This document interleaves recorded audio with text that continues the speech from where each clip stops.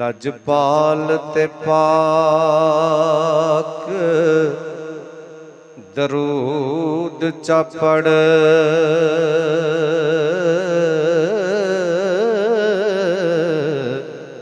ते तड़ी हर मंज़ल आसान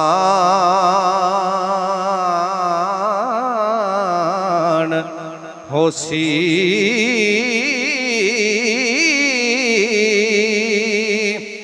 एक वारी जिंद कुर्बान चा कर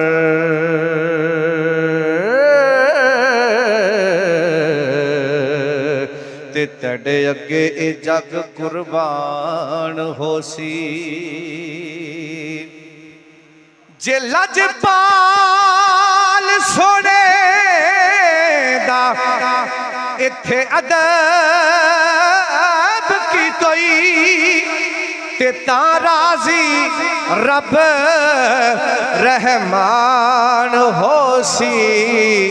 क्योंकि खुद मुनसफ पाक मुहम्मद साईं साडी कबर दे विच मेहमान होसी।